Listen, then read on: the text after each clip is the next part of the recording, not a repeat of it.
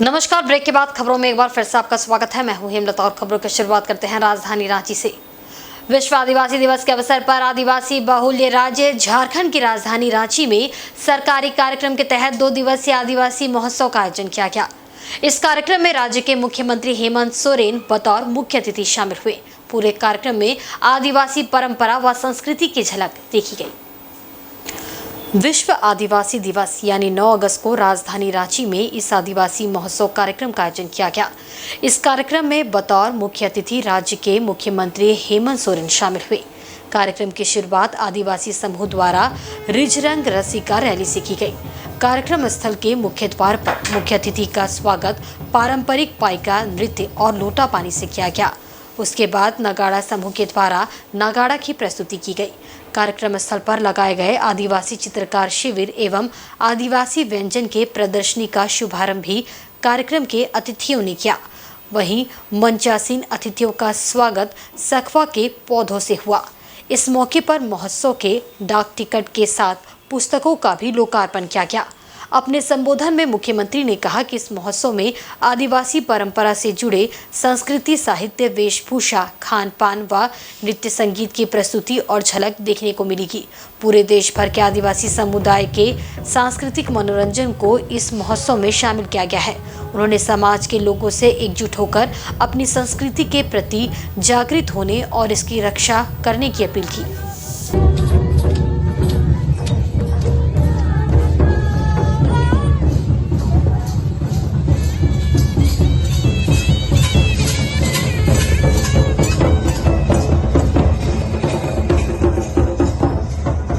मुझे बोलने का मौका मिला है।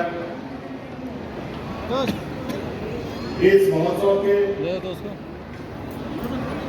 अपनी एक मायने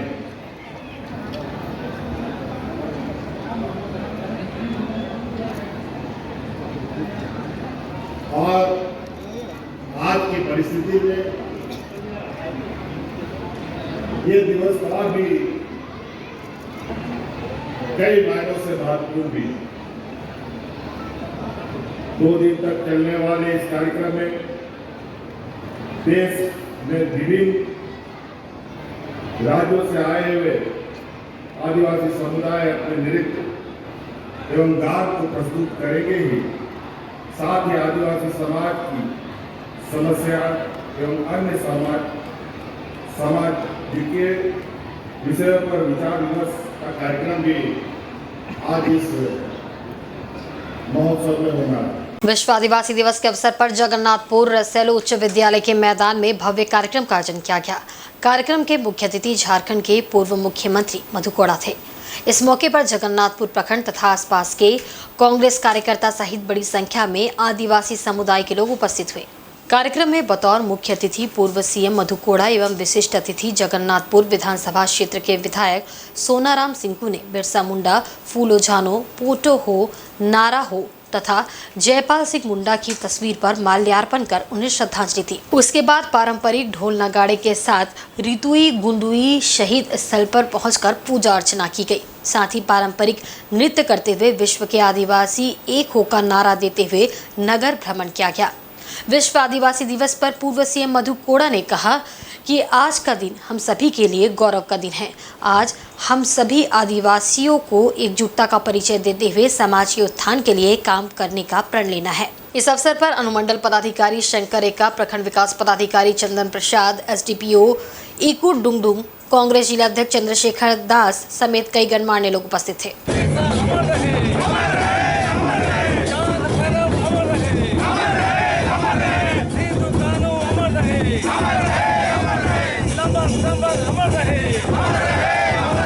वहीं विश्व आदिवासी दिवस के अवसर पर राजधानी रांची में देश भर में आदिवासियों के खिलाफ हो रहे अत्याचार को लेकर विरोध का स्वर देखा गया। इस मौके पर लोगों के बीच पेड़ पौधे बांटे गए। साथ ही आदिवासी परंपरा को चिरस्थायी बनाने के लिए उन्हें जागृत किया गया। मौजूदा समय में देश भर में आदिवासियों का शोषण देखा जा रहा है। उसे लेकर आदिवासी युवा वर्ग में आंतरिक रोष है। आदिवासी युवाओं द्वारा शहर भर में वीरों स्वरूप मोटरसाइकिल रैली निकाली गई। ये रैली युवा शक्ति को दिखाने के लिए है कि आप आदिवासियों को दमन करना बंद कीजिए, क्योंकि यहाँ की युवा शक्ति अब जाग चुकी है। वहीं विरोध कर रहे एक युवक की माने तो आदिवासी दिवस को हम विरोध दिवस के रूप में मना रहे हैं, क्योंकि पूरे देश भर में आदिवासियों पर लगातार चौतरफा हमला किया जा रहा है। हम लोग विरोध दिवस के रूप में आदिवासी दिवस को मना रहे हैं, जो पूरे देश में आदिवासी के साथ हत्या हो रही है। सड़क पे आदिवासी एकता का परिचय दिखा रहे हैं। आपको मणिपुर की घटना याद होगी, जहां पर महिला को नंगा करके पूरे सड़क पे घुमाया गया और उसके साथ फिर बलात्कार किया गया। तो इस तरह का घटना का आजाद भारत में कहीं पर जगह नहीं है। उस तरह की घटना का निंदा करते हैं और केंद्र सरकार जो लगातार चौतरफा आदिवासी के ऊपर हमला कर रहे हैं, चाहे महिला के ऊपर बलात्कार हो या फिर आप देखिएगा कानून के माध्यम से यूसीसी ला रही है या फिर वन संरक्षण संशोधन विधेयक लाई है। ये सारा कुछ चौतरफा हमला आदिवासी समाज के ऊपर हो रहा है। आदिवासी परंपरा को जागृत रखने के लिए आदिवासी संगठन से जुड़े युवक का कहना है कि विशेष तौर पर झारखंड हमेशा हरियाली युक्त रहे, इसलिए लोगों के बीच पेड़ पौधे बांटकर उससे हमेशा लगाव बनाए रहने का संदेश देते हैं।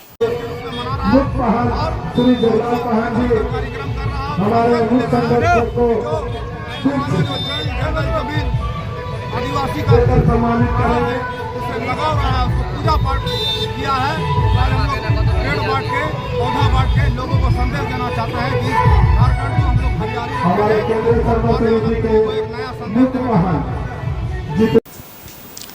इधर अखिल भारतीय आदिवासी भूमिज मुंडा कल्याण समिति आदित्यपुर द्वारा विश्व आदिवासी दिवस पर एनआईटी गेट स्थित भगवान बिरसा मुंडा की प्रतिमा पर माल्यार्पण कर श्रद्धांजलि दी गई। इस मौके पर पारंपरिक वेशभूषा में सुसज्जित सदस्यों ने भगवान बिरसा मुंडा को नमन करते हुए उनके आदर्शों को अपनाने का प्रण लिया। कार्यक्रम के मौके पर आदिवासियों के उत्थान और विकास को लेकर विचार विमर्श भी किया गया। श्रद्धांजलि सभा के दौरान भारतीय जनता पार्टी एसटी मोर्चा के जिला अध्यक्ष संजय सरदार ने 9 अगस्त विश्व आदिवासी दिवस को अवकाश घोषित किए जाने पर मुख्यमंत्री हेमंत सोरेन के प्रति आभार जताया। उन्होंने कहा कि लंबे समय से आदिवासी दिवस पर अवकाश घोषित किए जाने की मांग को मुख्यमंत्री हेमंत सोरेन ने पूरा किया है, जिससे आदिम जनजाति के लोगों में उत्साह का माहौल है। इस मौके पर मुख्य रूप से अखिल भारतीय आदिवासी भूमिज मुंडा कल्याण समिति के सदस्य उपस्थित थे। जो यूएनजीए के द्वारा जो घोषित 1994 में विश्व आदिवासी दिवस जो घोषित हुआ था, उसी तर्ज पे हम लोग अभी हर वर्ष विश्व आदिवासी दिवस मनाते आ रहे हैं। और मैं आप लोग के माध्यम से सभी जनजाति और आदिवासी भाई बहनों को आज के दिन तक बहुत सारी बधाई और शुभकामनाएं देता हूँ। वहीं विश्व आदिवासी दिवस पर मुसाबनी में मांझी परगना महल ने खुशियां तो मनाई, लेकिन साथ ही साथ यूसीसी एवं मणिपुर की घटना के विरोध में जुलूस भी निकाला। मुसाबनी में मांझी परगना महल द्वारा विश्व आदिवासी दिवस पर खुशियां मनाने के साथ साथ समान नागरिक संहिता एवं मणिपुर की घटना के विरोध में विशाल जुलूस निकालकर प्रदर्शन किया गया। मुसाबनी 1 नंबर बिरसा उद्यान से भगवान बिरसा मुंडा की मूर्ति पर माल्यार्पण करने के बाद मांझी परगना महल के कार्यकर्ता नारेबाजी करते हुए आगे बढ़े। जुलूस का नेतृत्व पावड़ा तोरू परगना रवि हांसदा कर रहे थे। भ्रमण करते हुए जुलूस मुसाबनी 3 नंबर स्थित सिद्धू कानू चौक पहुंचा, जहां सिद्धू कानू की मूर्ति पर माल्यार्पण करने के बाद जुलूस वापस मुसाबनी पोस्ट ऑफिस मैदान पहुंचकर सभा में तब्दील हो गया। सभा में सभी वक्ताओं ने आदिवासियों को संगठित रहने का संदेश दिया तथा यूसीसी और मणिपुर में आदिवासी के साथ हुई घटना की घोर निंदा की और उल्लास की क्षण है, परंतु साथ ही साथ हम लोगों के साथ केंद्र सरकार द्वारा बहुत ही अन्यायपूर्वक अनैतिकतापूर्वक हम लोगों के दमन चक्र चल रहा है। जैसे कि केंद्र सरकार यूसीसी के नाम से, समान नागरिक संहिता के नाम से एक विधेयक ला रही है, जो सबसे पहले हमारे आदिवासियों के रूढ़ी प्रथा जैसे पेशा कानून के ऊपर में सबसे ज़्यादा असर पड़ेगा। साथ ही साथ Chhotanagpur tendency act, Santhal Pargana tendency act को भी इस यूसीसी कानून के अंतर्गत उसको समाप्त कर दिया जाएगा। साथ ही साथ जैसे हम आदिवासियों के ऊपर में बहुत अन्याय और अत्याचार हो रहा है, जैसे मणिपुर में हमारे बहु बेटियों के साथ बहुत ही विधब्ध तरह से उसके साथ व्यवहार किया जा रहा है और केंद्र सरकार मूक दर्शक बना हुआ है, ना कुछ बोल रहा है ना कुछ कर रहा है, उसको शांति बहाल करने ना अपील भी ना कर रहा है। तो इसलिए हम लोग इस खुशी के पल में भी बहुत ही विच्छिन्न है मन और ये से बहुत दुखी हैं कि हमारे साथ इतना खुशी भी हम ना खुशी मना पा रहा है ना दुख व्यक्त कर पा रहे हैं। वहीं पश्चिमी सिंहभूम पुलिस को नक्सल विरोधी अभियान में बड़ी सफलता हाथ लगी है। पिछले दिनों बम विस्फोट कर पुलिस टीम को नुकसान पहुंचाने वाले 5 नक्सलियों को अभियान टीम ने गिरफ्तार कर लिया है। उनकी निशानदेही पर विस्फोटक भी बरामद किए गए हैं। पश्चिमी सिंहभूम जिले में सक्रिय नक्सली दस्ता लगातार जंगल में आईईडी विस्फोट कर पुलिस को क्षति पहुंचाने की कोशिश कर रहा था। नक्सल अभियान के दौरान कई बार हुए विस्फोट में दर्जनों जवान घायल हो चुके हैं। पिछले दिनों बम विस्फोट कर पुलिस टीम को नुकसान पहुंचाने वाले 5 नक्सलियों को अभियान टीम ने गिरफ्तार करने में सफलता पाई है। गिरफ्तार नक्सलियों की निशानदेही पर पुलिस ने विस्फोटक भी बरामद किए हैं। पश्चिमी सिंहभूम के एसपी आशुतोष शेखर ने प्रेस वार्ता कर नक्सलियों के नापाक इरादों का खुलासा किया है। जिन नक्सलियों को गिरफ्तार किया गया है उनमें से 3 नक्सली पूर्व विधायक गुरुचरण नायक के अंगरक्षकों पर हमला करने और नोआमुंडी में मैगजीन गोदाम को लूटने में शामिल रहे हैं।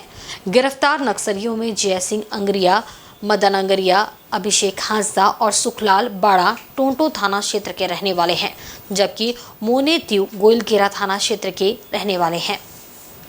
जिला पुलिस बल और सीआरपीएफ ने गुप्त सूचना के आधार पर चलाए गए एक विशेष अभियान के दौरान 5 नक्सली को गिरफ्तार किया। हालांकि कुछ नक्सली घने जंगल का फायदा उठाकर भाग निकलने में कामयाब हो गए। वहीं गिरफ्तार 5 नक्सलियों के पास से हथियार, विस्फोटक सामग्री सहित दस्ते का कई सामान बरामद किया गया है। जिले के एसपी आशुतोष शेखर ने बताया कि टोंटो थाना क्षेत्र में गांव बुरू जंगल के आसपास नक्सलियों के भ्रमणशील होने की सूचना मिली थी।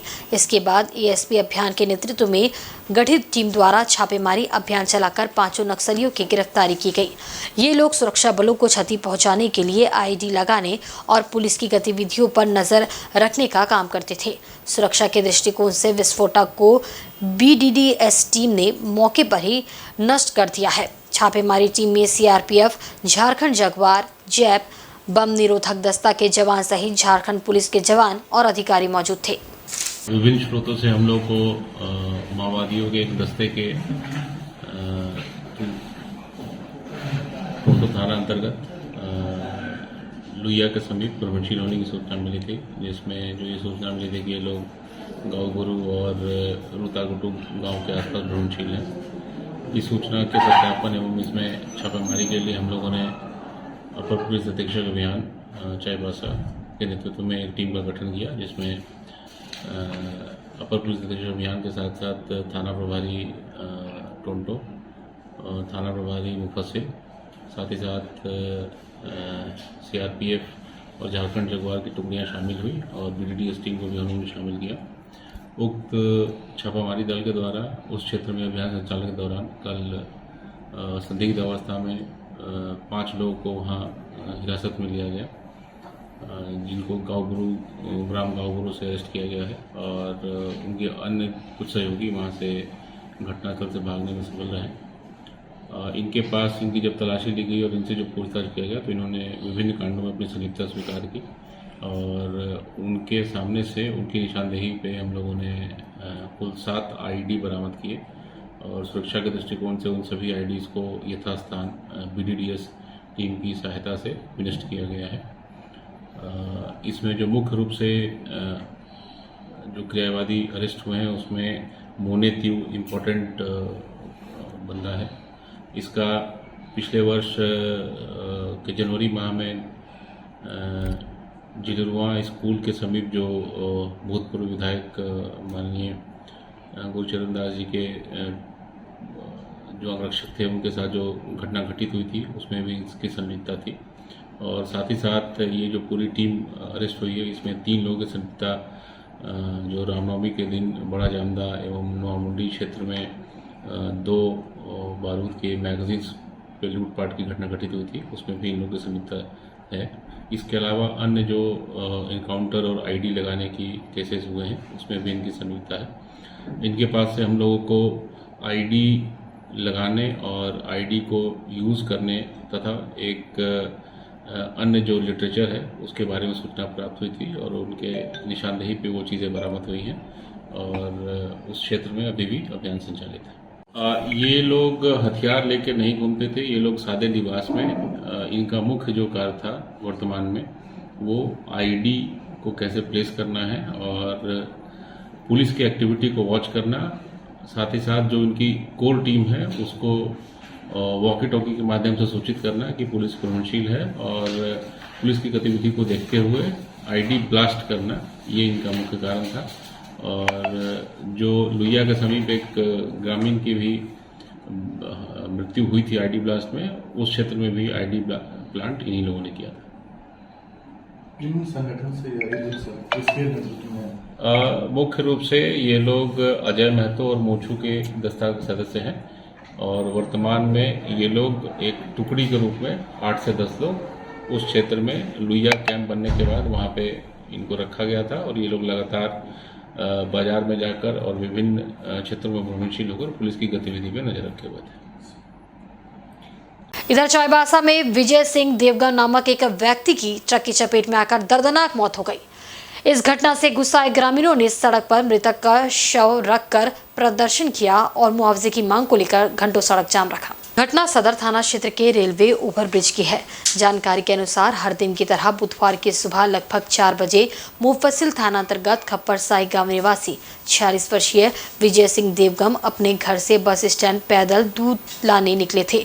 रास्ते में ओवरब्रिज के पीछे से एक ट्रक ने उन्हें धक्का मार दिया, जिससे उसकी घटनास्थल पर ही मौत हो गई। सदर थाना पुलिस को जानकारी मिलते ही वह मौके पर पहुंची और शव को उठाकर सदर अस्पताल ले गई। सूचना पाकर मृतक के परिजन सदर अस्पताल पहुंचे। परिजनों ने बताया कि विजय सिंह देवगम हर दिन सुबह 4 बजे दूध लाने पैदल बस स्टैंड जाया करते थे। बुधवार को भी दूध लाने बस स्टैंड जा रहे थे। इसी दौरान ये घटना घटी। इस घटना से नाराज ग्रामीणों ने पोस्टमार्टम हाउस से शव उठा लिया और चाईबासा टाटा मुख्य मार्ग पर शव रखकर जाम कर दिया, जिसके कारण चाईबासा मार्ग पर वाहनों की कतार लग गई, जिससे राहगीरों को काफी परेशानी हुई। इधर जाम की सूचना पाकर मौके पर पुलिस और प्रशासनिक अधिकारी पहुंचे, जहां उचित मुआवजा और कार्रवाई का भरोसा ग्रामीणों को दिया गया। उसके बाद दोपहर 2 बजे सड़क जाम हटा। वहीं युवा कांग्रेस के 63वें स्थापना दिवस पर कांग्रेस भवन चाईबासा में कार्यक्रम आयोजित किया गया। युवा कांग्रेस जिला अध्यक्ष प्रीतम बांकीरा और कांग्रेस जिला अध्यक्ष चंद्रशेखर दास ने युवा कांग्रेस का झंडा फहराकर स्थापना दिवस मनाया। युवा कांग्रेस के राष्ट्रीय अध्यक्ष श्रीनिवास के निर्देशानुसार युवा कांग्रेस के शपथ पत्र के साथ शपथ ग्रहण किया गया।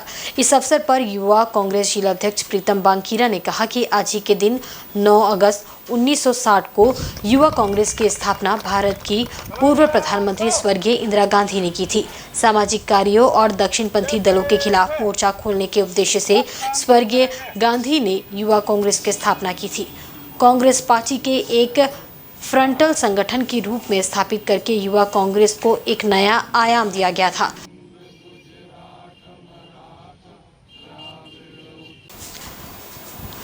इधर झामुमो नेता सुनील महतो के खिलाफ प्रखंड कोषाध्यक्ष पोल्टू मंडल ने जान से मारने की धमकी देने का आरोप लगाया है। इस खबर के सुर्खियों में आने के बाद मंडल समाज में सुनील महतो के खिलाफ उबाल है।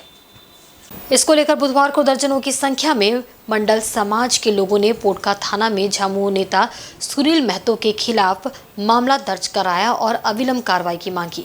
अपनी शिकायत में झामुमो प्रखंड कोषाध्यक्ष पोल्टू मंडल ने कहा कि 5 अगस्त को शाम के 4 बजे जमशेदपुर से वे घर लौट रहे थे। इसी क्रम में रेस्टोरेंट में चाय पीने के लिए रुके, तभी वहां पहले से मौजूद सुनील महतो ने उन्हें जान से मारने की धमकी दी। पोल्टू मंडल ने कहा कि जान से मारने की धमकी देने वाले सुनील महतो के ऊपर अविलंब कानूनी कार्रवाई होनी चाहिए।